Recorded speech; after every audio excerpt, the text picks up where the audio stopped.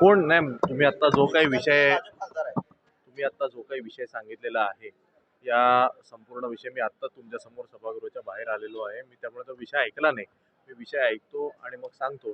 मला वाटतं की भाजपचे जर खासदार असं काही म्हणत असतील, तर हा एक भाजपच्या माध्यमातून वारंवार हा रचण्यात आलेला मला डाव दिसतो.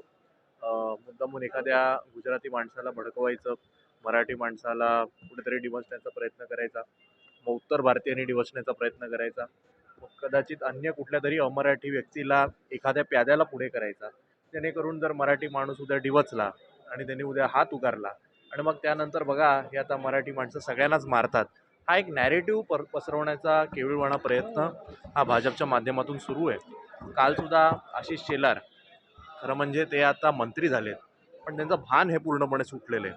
त्यांनी काल एक असं विधान केलं की पेहलगाममध्ये काय धर्म विचारून गोळ्या मारल्या आणि इथे भाषा विचारून मारलं जाते. त्यामुळे मराठीवर प्रेम करणाऱ्या लोकांना तुम्ही काही पाकिस्तानी आतंकवाद्यांसोबत त्यांचं तुम्ही त्यांना जोडताय, एवढं सुद्धा भान तुम्हाला राहिलेलं नाही. आम्ही समजू शकतो की भाजपचं सगळं राजकारण हे मुंबईतल्या अमराठी मतांवर अवलंबून आहे, पण म्हणून मराठीचा एवढा द्वेष करावा? आम्ही काही हिंदी किंवा अमराठी लोकांच्या विरोधात नाही. अनेक वर्षांपासून देशभरातनं लोक इकडे येतात, काम करतात, व्यवसाय करतात, या कोणाहीवर आपला काही आक्षेप नाही.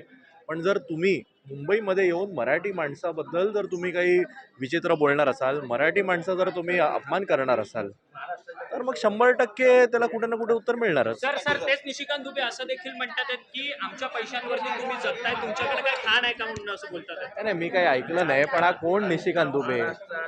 महाराष्ट्राची परिस्थिती आणि महाराष्ट्राचं GDP ला कॉन्ट्रीब्युशन काय आहे देशाच्या, हे मला वाटतं प्रत्येकाला माहिती आहे. त्यामुळे निशिकांत